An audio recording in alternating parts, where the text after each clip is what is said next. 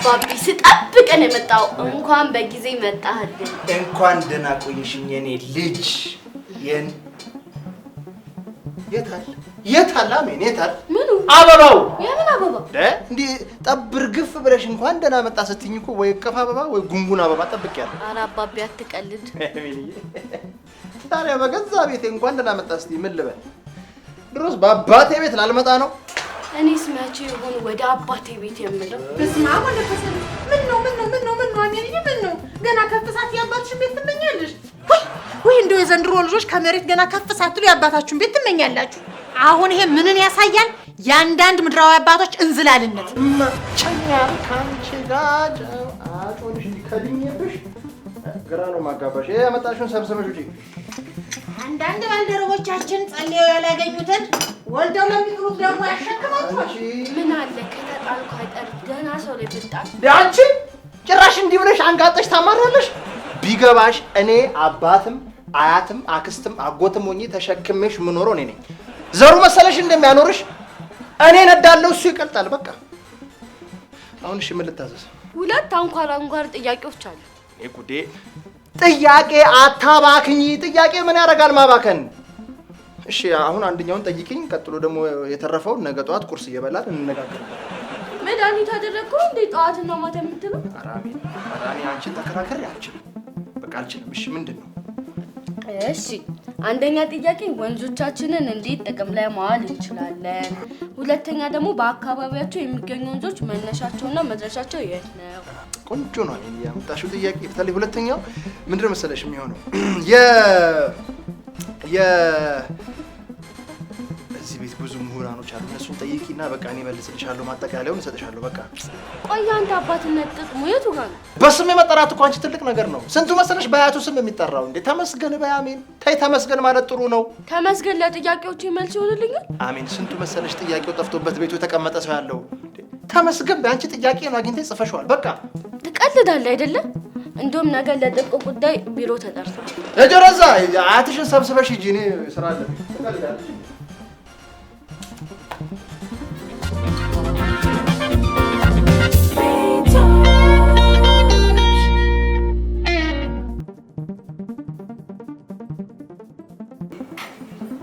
እንዴት አደራችሁ? እንዴት አደርሽ ቅመሟ? እንዴ በዚህ አንተስ እንዴት አደርሽ? ይኸውልሽ ባሊ እንኳን ማንጠልጠያ ያለው። እሺ ሰማሽኝ አይደል? ባሊ ማንጠልጠያ ያለው። አንክል በዛብህ ያጎት በዛብህ አትይኝም? በዚህ ዛሬ ከአንክልም በላይ ላደርግ ነው። እንዴት አባት ላደርግ? 2 ዓመት ስጭኝና ላስብበት። እንዴ ቆይ እኔ ገና ከአባቴ ራስ ላይ ያልወረድኩ ልጅ እንዴት ነው አባትም ሆኖ? ኧረ እኔ አልፈልግም። የአባቴን ጥዬ ነው እኔ አባትም ሆነ እንጂ። አባት ደግሞ ምን ይሆናል? አባት የለው ሚስቱ የለች። እኔ ጥዬው ብሄድ በመሃል አባት የሆነ ነገር ቢሆንስ? ቆይ አንቺ አባትሽ መሆኑ ነው ሌላ አባት ያሰኘሽ? የእሱ ነገር እኮ አይታወቅም። ካደሽ እንዴ? የአባትነት ኃላፊነቱን ካልተወጣ እንደ ካደ ይቆጠራል። እኔ እንደውም ከይበቃል የተረፈኝ ነገር አሜን ይበቃል መባል ብቻ ነው። ተው የገዛ ልጁን። ኧረ እንዴት ያለ ጊዜ ላይ ነው የደረስነው ጎበዝ። ያሳዝናል። እና እኔን የፈለግሽኝ የወንድሜን ቦታ እንድሸፍን ነው? አዎ የዛሬን ብቻ እሺ በሉኝ። ሌላ ጊዜ አላስቸግራችሁ እኮ። ምንድን ነው? ወላጅ አምጪ ተብያለሁ። ካለበለዚያ ትባረራለሽ ብሎ አሜን። እኔን እኮ ወላጅ ይዘሽኝ ብትሄጂ እኮ አስተማሪዎቹ ገና እንዳዩኝ ተመለሱ አንተ ራሱ ሌላ ወላጅ አምጣ ነው የሚሉኝ። እና ልባረር? አሜንዬ እንዴ አትፍሪ እንዴ። ዋናው ከዚህ ቤት አለመባረርሽ ነው። እንዴት? ይኸውልሽ ከዛ ከተባረርሽ እንደኔ እዚህ ቤት መተሽ ቁጭ ትያለሽ። ሳይሰሩ መብላት ደግሞ እንዴት እንደሆነ እኔ ያለማመድሻለሁ። ሰፋ ያለ ወንበር ላይ ቁጭ ትያለሽ። ምግብሽን ብልት ዋጥ ታረጊያለሽ። አለቀ። ከዛ በኋላ እንደኔ ድምቡጭ ጭዲና እንደዚህ ከብለለለል እያልሽ ተይው አሜንዬ። ቁጭ ብሎ የሚበላው ማብኪያ ብቻ ነው። ሰው ብለሽ ነው እንዴ? እናንተ ትሄድልኛለህ? መጠርጠሩስ አኮራሻለሁ እንዴ። ወላጅ ከሆንክማ ለኔም ስትመጡ ምግብ ይዛችሁልኝ ነው። እሺ አጋስስ ልጅ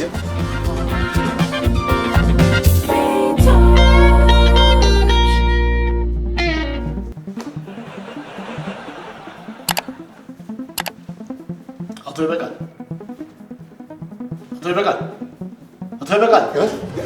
መጣልኝ። ሳይሆን በጨዋታ ማን ነው? አይ ወዲህ ነው። እንደው የልጄ ነገር እኮ ክንክን አድርጎኝ። እንግዲህ ዛሬ እዚህ የጠራነው በአሜን ጉዳይ እንድንነጋገር ነው። አሜን የትምህርት ቤታችን ጎበዝ ተማሪ ናት። የቤት ስራዋንም በአግባቡ ትሰራለች። አዎ እኔም እኮ እንደ ወላጅ በደንብ ነው የምከታተላት። ሁለት አስጠኝ ቀጥሬ ነው ማስተምራት። ሁሉም ወላጅ እንደናንተ ልጁን ቢከታተል ስራችንን ያቀልልናል። እውነት ነው። ወላጅ የሚያስብለው እኮ ልጅን መውለድ ብቻ አይደለም፣ ተከታትሎ ለቁም ነገር በማብቃትም ጭምር። አዎ ልጅቷ ጎበዝ ብትሆንም እናንተ ወላጆቿ በትምህርት ቤታችን ያላችሁ ተሳትፎ ግን አናሳ። እሷ ትሳተፍ እንጂ እኛ እዚህ ምን እንሰራለን መምህር?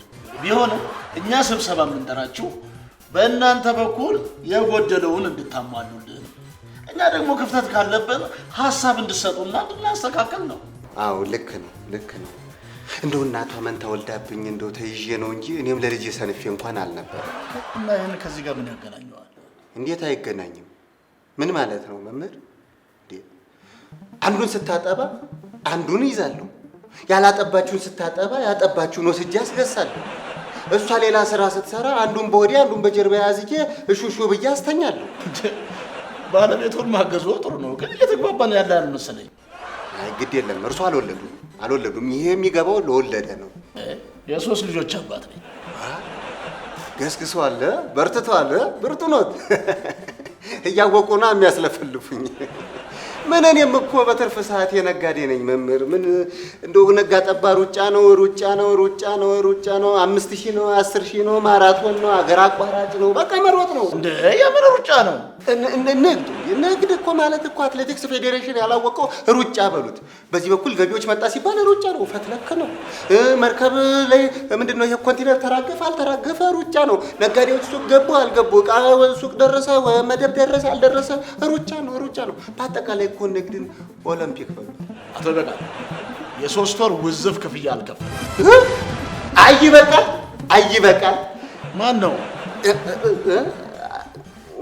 እኔ ነኝ እንደ ይበቃል እንደ አባት የልጄን ኃላፊነት ያልተወጣሁት። ሌላው ደግሞ የትምህርት ቤቱ የልማት ስራ ላይ በሀሳብም በገንዘብም ተሳትፏል። ለሱ ትልቅ ይቅርታ በገንዘብ እሸፍናለሁ። በጣም ጥሩ። የበለጠ ግን ስብሰባ ላይ ባይቀሩ ጥሩ ይመስላል። እሱም ቢሆን በገንዘብ ይሸፈናል። አቤት ችግር አለ። ያለብኝን ወጪ ጠቅላላ ውዝፍ ዕዳዎችን ሰብሰብ አድርጋችሁ ላኩልኝ። እኔም በቼክ ፈርሜ ነገ ጠዋት በአሜን እልካለሁ።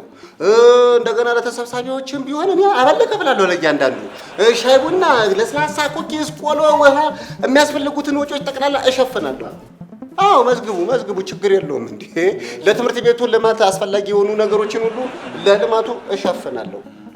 ሌላ ደግሞ ከፈለጋችሁ ችግረኛ ቤተሰብም ታሉ ለነሱም እረዳለሁ። የመምህራንም ቀለብ አይከብደኝም። ይመዝግቡት፣ ችግር የለውም፣ አያሳስብም።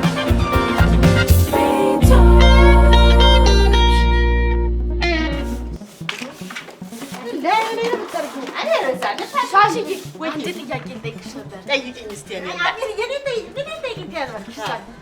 አንቺ ሰሜ ጥያቄ እኮ የሚጠየቀው የተመራመረ ሰው ሲሆን ነው። አንቺ እንደው መኖር እግረ መንገድሽን የሆነ ነገር ያሳወቀች ሴት ምኑን ነው የምትጠየቀው? በእርግጥ ትችያለሽ። እኔ ቤሻርኳ ግን በርድና በልጥሻለሁ። ፋይፍ እጅ እኮ ነኝ። አንቺ አናዶግ ነሽ ልትያት ነው? ስነ ስርዓት ያዣብ።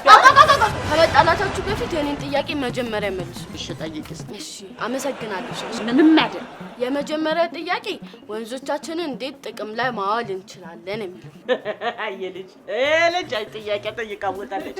አቻሜን እንደው በወንዝ ተከቦ ላደገ ሰው ይሄ ጥያቄ ነው። እሺ ከእውቀትሽ አንጻር መልሽልኝ። አይ አሜንዬ፣ ይሄ አትሽ ቤትን ዲጠፍንጉ አስሮኝ እንጂ እኔ ሻሼ ማለት እኮ የት ትደርሳለች፣ ትመነደጋለች፣ ታድጋለች የተባልኩ ልጅ ነበርኩ። ወርፎስሽ ካልሆነ አንቺ የትም አትደርሽም ባክሽ። አንቺ የምትኖሪበት አካባቢ ወንዝ ነበር ማለት ነው? ወንዝ ብለሽ ወንዝ መሰለሽ እንዴ? ተከብቤ ነው በወንዝ ያደግኩት እያልኩሽ። በወንዝ አጣጥብሽ ነው ወንዝሽ ጫፍ ያለው። አንቺ በፍሏ እየታጠብሽ ነው እንዴ ቅቅል የምትይው? ነገርሽን ተይ ሴትዬ፣ ስነ ስርዓት ያጅዛ። እሺ ለምን ትጠቀሙበት ነበር? አይልሽ አሜንዬ፣ እንግዲህ በቤታችን ጀርባ ይወርድ በነበረው ወንዝ አቤት ልብሳችንን እናጥብ ነበር፣ አካላታችንን የምንታጠብ ነበር በወንዙ። እሱ ነው እንዴ የሚገርምሽ? እንጠጣዋለን፣ ምግብ እንሰራበታለን፣ ከብቶችም የጠጡት ነበር። ሻሽዬ ተይ። እሺ ሌላስ? አሁን እንትን እንስራ ታውቂያለሽ? ታውቂያለሽ?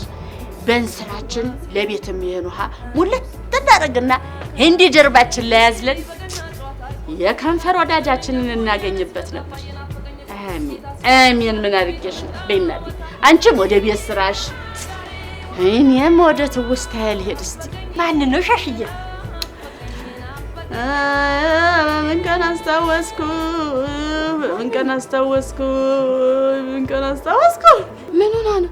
የከንፈር ወዳጇን አስታውሳ መከቴ ልጅነቴ አይነ ዘንጋታ አላልኩሽም አሜንዬ? መከቴ ራስ ምታቴ ምን ጉድ ነው ይሄ ሰው ግን እንዴ? ምንድነው ዘሎ አፌ ላይ ፌጥ የሚለው አንቺዬ? እንዴ ጉሽ የመሰለ ነገር አረዲያ መከቴ እክቴ ልጅነቴ መከቴ እናቴ ሐዘን ማብዛት እኮ ጥሩ አይደለም። አታውቂውም እንዴት እኮ ሸበላ እንደነበር መከቴ። አሜንዬ እንግዲህ ሻሽዬ የገጠር ወንዝ ጥቅሙን በፍቅር አዋስታ በንባጅባ ነገረችሽ አይደለም? እኔ ሀቢ ደግሞ የከተማን ወንዝ ጥቅም ፈገግ ብዬ እነግርሻለሁ። እሺ ነገር እንግዲህ የዛሬና ያርገውና ይሄን ቆሻሻ ወስደን ወንዝ ውስጥ ነበር ምን ከተው። ቤታቸው ደግሞ ወንዝ ዳር የነበሩ ሰዎች ሽንት ቤታቸውን ከወንዙ ጋር አገናኝተው በዛ ነበር የሚያስወግዱት። ምን ነበር ትያለሽ አቢ? አሁንስ እንዴ ቆሻሻ ይጣል ሽንት ተቆሞ ይሸና የለ እንዴ? አሁን ማሱ ቀርቶ ሻሽዬዋ በመንግስት ልጅ እኮ አፍንጫ ይዞ የሚሄድ ቀረ። እንደው ምርሽ ቆሻሻ መጣል ሽንት መሽናት የገንዘብ ቅጣት ሁሉ አለው።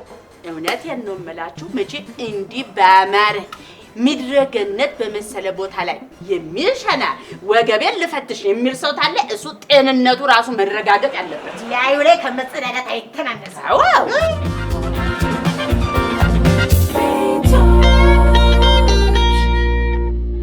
የቤቶች ድራማ የክብር ስፖንሰር ኢትዮ ቴሌኮም።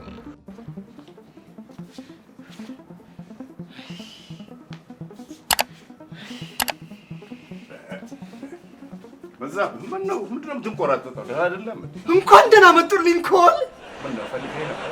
አልፈለኩትም። ፈልጌዎት ነበር? አዎ። አይ አይደለም። አዎ ሳይወት ፈለኩት። ምንድነው የምትቀባጥረው? አይ አይደለም፣ አባቱ ነኝ።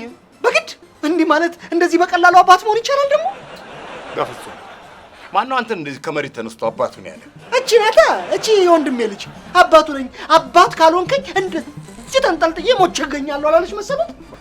በቃ እሷም አትሞትም አንተም አባት አትሆንም ማለት በቃ አባት አልሆንም ማለት እስከነ ወዲያኛው እስከነ መጨረሻው አባት አልሆንም አይደል? እንደሱ አይደለም። አንተ አባት የምትሆነው ሽማግሌ ልከህ ኮሎኔል ደግሞ ምን ማለት ነው? ምን ደግሞ ለአባትነት ሽማግሌ ያስፈልገዋል? ሚስት አይደል የሚያስፈልገው? አይበዛብህ። አንተን እኮ ድንገት ተነስቶ እንደዚህ ማስረዳት አይቻልም። አንተን ለማስረዳት ይኸውልህ እቅድ አውጥቼ ገንዘብ ሰብስቤ እቁብ ጥዬ ድጎማ ሊያደርጉልኝ ሊረዱኝ ልመክርህ። እኔ እንደዚህ በቀላሉ አይገባኝም ማለት ነው። ጎበዝ፣ አየህ አሁን ገና ገባህ። ታድዬ ታድዬ ይላል ማፈሪያ የሆነ ሰውዬ ባካል።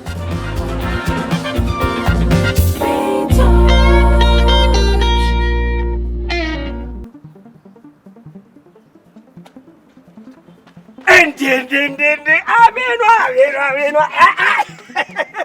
ምንድን ነው እንደሚሸጥ ዕቃ እዚህ በር ላይ ጉልት ያልሽው? እኔ የምልሽ ፀሐይ ለምን ትሰሪያለሽ? ቢፈልግ ባለ ስንት? ባለ አንድ፣ ባለ ሁለት፣ ባለ ሶስት፣ ባለ አራት፣ ባለ አምስት፣ ባለ ስድስት መኝታ ያለው ባለ አንድ ይሆናል። እሰይ እንኳን አንቺ ጀመርሽው አባትሽም ተከትሎ ይወጣል። እንዴ አንተ አመረርከው እንዴ? በለኔ አሁን የጠራሁ የሆነ ቦታ እንደባለፈው ይዘኝ እንድትሄድ ነበር። ኧረ ይዤሽ እንድሄድ ባለፈው የደነገጠው ኪሴ እስካሁን አላገገመም። በእኛ ጊዜ እኮ ከረሜላ፣ ብስኩት፣ ግፋ ቢል ደግሞ ዳቦ ቆሎ አውጥተን 10 ብር ነች የምናወጣት። አንቺ ግን ሄደሽ ፒዛ፣ በዛ ላይ ደግሞ ጁስ። በአንድ ቀን እኮ አሳድጌ ነው የመለስኩሽ። አንተ የፒዛን ጥቅም አታውቅም። ማ እኔ ጥርሴን የነቀለው ፒዛ ነው። እንደውም ታሪክ ልንገርሽ። ጣሊያኖች የአክሱም ሐውልትን ይዘው በሄዱ ጊዜ ቂጣችንንም አብረው ይዘው ሄዱና ወጥ አብስሰውበት ፒዛ አሉት። አክሱም ሐውልትን ስናስመልስ ቂጣችን ግን ቀልጦ ቀረ።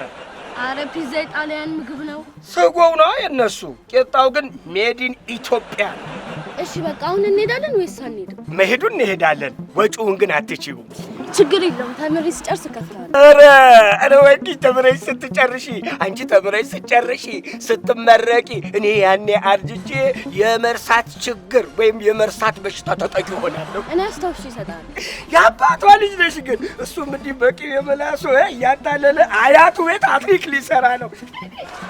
እግቢ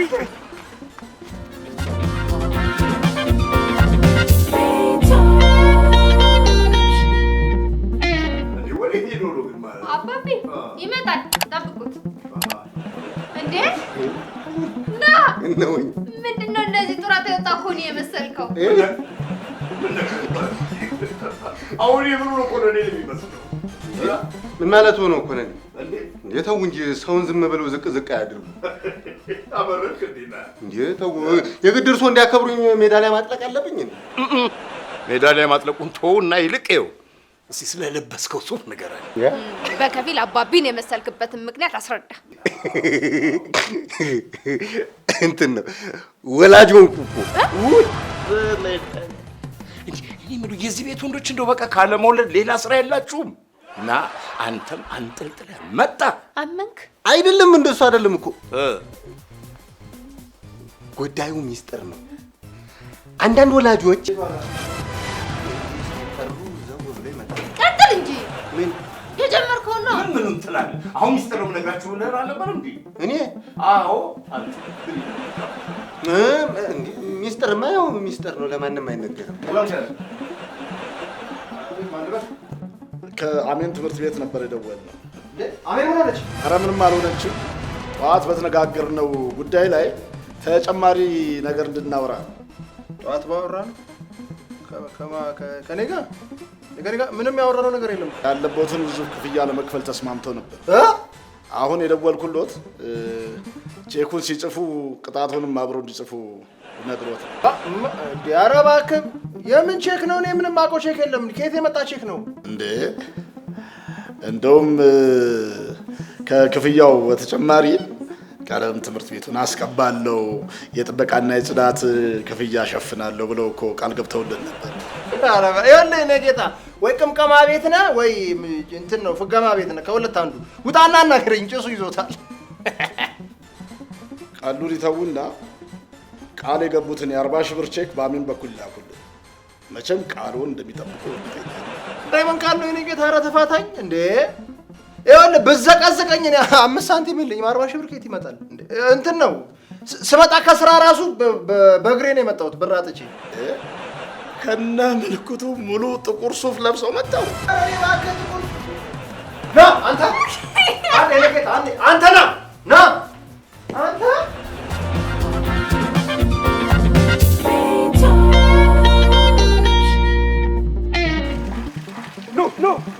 ኖ ወደዚህ ድምጼ በደንብ እንዲሰማችሁ ይሰማል። እባክህ ሀሳብ አይግባ። አዎ እዚህ ጋር አሜን እያያችሁ ነው እንግዲህ በደንብ ይሄ ወንዝ እንግዲህ በ1817 ተመሰረተ። ፈለቀ ተመሰረተ ይላል። አክሲዮን አረከው እንዴ? በነገራችን ላይ ይህ ወንዝ ብዙ ተጽዕኖ ፈጣሪዎችን፣ ፖለቲከኞችን፣ ሙዚቀኞችን፣ አርቲስቶችን፣ የማህበረሰብ አንቂዎች ፈልጠውበታል፣ ዋኝተውበታል። ማለት ልጅነታቸውን ያሳልፉበት እዚህ ነው። የሚገርምሽ ነገር ማን ወደፊት ምን ሊሆን እንደሚችል በአቀዛዘፉ ነበር የምንለየው። እንዴት? ለምሳሌ ጥልቅ ብሎ ገብቶ ሲወጣ ብሎ አፉን ከከፈተ ድምፃዊ፣ ከላይ ደግሞ የተከረባበተ 3-4 የተከረባብቶ ከገባ ፖለቲከኛ፣ ውስጥ ለውስጥ ደግሞ ሄዶ ምንድነው ከቀረ የውስጥ አርበኛ እንለዋለን። አንተ ልጅቷ ምንድነው የምታስተምራት? ታሪክን እኮ ከስር መሰረቱ ማወቅ አለባት። ለምሳሌ እኔ ከዛ ከድልድዩ ላይ እንዲህ ሰጥቶ ገብቼ ነው ወለሉ አግኝቶኝ እንደዚህ ጥርሴ ረግፎ እንዲህ ማጥለያ አይሆንኩት። አንተ እኮ ጊዜ ሰጥተው ከሰሙ ሻርክም ነክሶ ነበር ትላለህ። ነበር እኮ እንደውም ዞር ብንል ቅሪታ አካሉን አሳያችኋለሁ። ቅድም ጥርሴን የሸረፈው ፒዛ ነው ስትል ነበር። እሱ የወተት ጥርሴን ነው። ተይው አሜንዬ ተይው። ዝም ብሎ ነው እሱ፣ ምንም የሚያውቀው ነገር የለም። ይኸውልሽ ወንዞችንና የወንዞችን ዳርቻ ከብክለትና ከቆሻሻ መጠበቅ በዋናነት ለህብረተሰቡ ጤና የሚጠቅም ስለሆነ ነው። እንዲሁም ጥሩ የመዝናኛና የጊዜ ማሳለፊያ ቦታ እንዲፈጠርም ያደርጋል። ለማንኛውም ይሄን የነገረኝ አንድ ፕሮጀክቱ ላይ የሚሰራ ማቀው ሰው አለ። እኔ ወደሱ ጋር ይዤሽ እሄዳለሁ። ድሮ ምሁር በአገሩ አይከበርም። አንዱ አረብ ሀገር ብሄድ እኮ የውሃ ሚኒስትር ያደርጉኝ ነበር።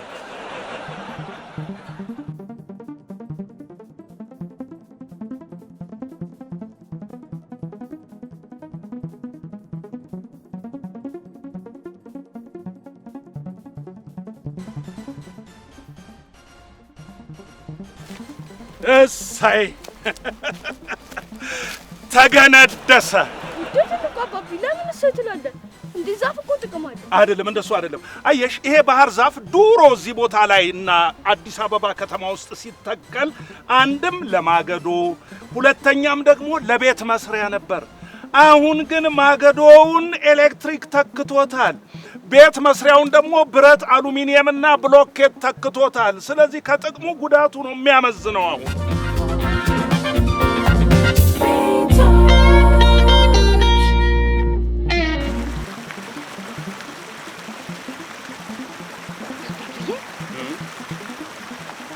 ቦታው ግን አያምርም? አንተ ምን ሆነህ ነው? ለሁሉም ጊዜ አለው እኮ። ለምን? ቆይ ምን አለበት ቤት ብታነብ? እስኪ ተመልከተኝ። እስቲ ዞር ዞር በል። የደከምንበት የለፋንበትን ተዝናና፣ አድንቅ። እንዴ አሁን ከመጣ ነው የሚቆጠረው? በእውነት በፍርዱ በቃ እንዳልመጣ ቆጠረው። አንቺ ሴትዮ አንቺ አይደለሽም እንዴ እንደ ድሮ ወንድ አልጋ ላይ እየተንከባለልክ መጽሐፍ አታንብብ ያልሽኝ? እሱም ብያለሁ። በእርግጥ ቦታው ለማንበቢያም ጭምር ነው የተሰራው። እናማ መጽሐፉን ሌላ ቀን ታነበዋለህ። አሁን ግን እኔ እናንተ እናበል። ታሪኳ ምን እያደረግሽ ነው? ማልማት ብቻ አይደለም እኔም የልማቱ ትሩፋት ተካፋይ ልሆነች። ፍቅር ፈልገሻል ማለት ነው? አዎ በፍርዱዬ ስራ በዝቶብኝ ጊዜን ፍቅሬን ሳልሰጥ በጣም ቆየሁ። አሁን ግን ልክስ በቃ ያለኝን ሁሉ ልሰጥ እፈልጋለሁ። አመሰግናለሁ እኔ ፍቅር። እስካሁን የሰጠሽኝ ፍቅር ይበቃል። አሁን ግን መጽሐፍ ውስጥ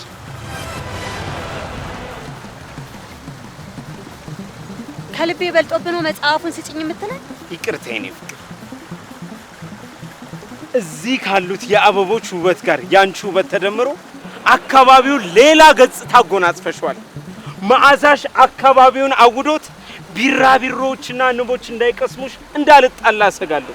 ምክንያቱም አንቺ የኔ ብቻ ነሽ። ደግሞ በዚህ በኩል ስታልፊ አበቦች ጎንበስ ቀና ያሉ ይሰግዱልሻል። ውበትሽ ከአድማስ አድማስ ስለሚያበራ ጨለማን አልፈራ። ኧረ እባክህ እኔ ግልገል ግቢ ነኝ ወይስ የህዳሴው ግድብ ነኝ? እንደው በሞቴ እንደው ስንት ሜጋዋት ነው ማበራው? ንገረኝ እስቲ በዛው። አንተ ሰውዬ እውነት እናውራ እንጂ እኔ እንደዚህ አይነት መሸነጋገል አይመቸኝም። ንጽጽራዊ አገላለጽ አታውቂም? በፍርዱ ካነበብከው መጽሐፍ ነው የምታነበንብልኝ? ልብ ወለድ ላይ ይሄ እኮ ነው ችግርሽ። ታሪኳ ከስሜት አስወጣሽ። በፍቅር አይን ያየዋት ታሪኳና አሁን የማያት ታሪኳ በፍጹም አይገናኙም። አንተስ ብትሆን ምን ማለት ነው? እስኪ እንደው አሁን ይሄንን ከመሰለ ውብ ቦታ የኔን መልክ ስታወዳድር ትንሽ አታፍርም? እውነትሽ ስሜታዊ ሆኜ ነው። ይኸውልህ በፍርዱዬ እኔ ከአንዴም ሁለቴ ነግሬሃለሁ። ልማታችን ላይ ያለህን የተንሸዋረረ ምልከታ ብታስተካክል ይሻላል። አሁንማ አንቺ አስተካክልሽኝ እኮ። ከዚህ በኋላ በውጪ ለምትሰሪያቸው ስራዎች ከቤት ውስጥ ሆኜ ልደግፍሽ ቃል እገባለሁ። የምርህን ነው? የምሬን ነው።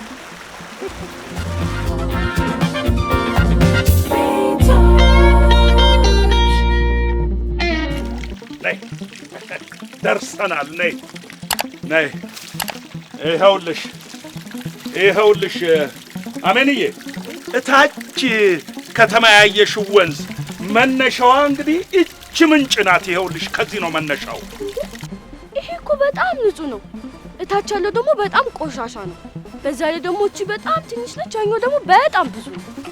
ምንድነው ከየቤቱ ከየሆስፒታሉ ከየፋብሪካው ምናምን የሚወጣው ቆሻሻና ፍሳሽ ተጨምሮበት ነው ታች ብዙም ይመስላል። አሃ ልክ አስገባቸውም ዋንታ ያደገው የተፈጥሮ ወንዝ ውስጥ ሳይሆን ቆሻሻው ውስጥ ነው እያልከኝ? አዎ። አሁን ግን በመንከባከብና በመልሶ ማልማት ወደ ነበረበት ወደ ተፈጥሮ ፍሰቱ መመለስ ይቻላል። አልገባኝም። የጠፋን ወንዝ እንዴት መመለስ ይቻላል? ከሰሩ ይቻላል። ይኸውልሽ አሜንዬ፣ ከሰሩ የማይቻል ነገር የለም። አሁን ለምሳሌ ቅድም የመጣንበት ቦታ ያየሽው እርከን አለ አይደለም? እንደሱ አይነት ነገር በመስራት አገር በቀል ዛፎችን በመትከል ብክለትን በመቀነስ ወንዙን ወደ ነበረበት መመለስ ይቻላል። አሁን ለምሳሌ ይሄ የምታዩ ባህር ዛፍ የወንዙን ፍሰት ካስተጓጎሉት ነገሮች አንዱ እንደሆነ በጥናት ተረጋግጧል። እኔ የምልሽ ይሄ ባህር ዛፍ በቀን ምን ያህል ሊትር ውሃ የሚወስድ ይመስልሻል?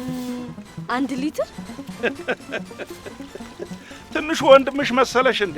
ለነገሩ የብዙ ሰው ግምት እንዳንቺ ነው። እኔም አንብቤ ነው ይሄን ነገር ያወቅኩት። አባትሽ እንኳን እኮ በቀን ከ5 ሊትር በላይ ወስዶ ነው ወደ ቤት የሚመጣው። ለማንኛውም ይሄ ባህር ዛፍ አንዱ ባህር ዛፍ በቀን 200 ሊትር ውሃ ይወስዳል። ይሄማ ዘረፋ ነው። ባህር ዛፉ ሙልጭ አድርጎ ነው እንጂ ውሃውን የዘረፈው። ለማንኛውም ትልቅ አባቢ በጣም በጣም በጣም አመሰግናለሁ። ምንም አይደለም። ታዲያ ከዚህ ጉብኝት አንቺስ ምን ተረዳሽ?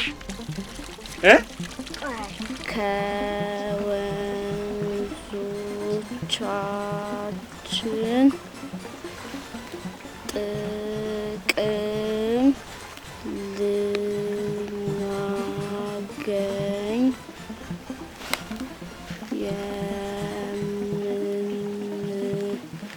የምንችለው በአግባቡ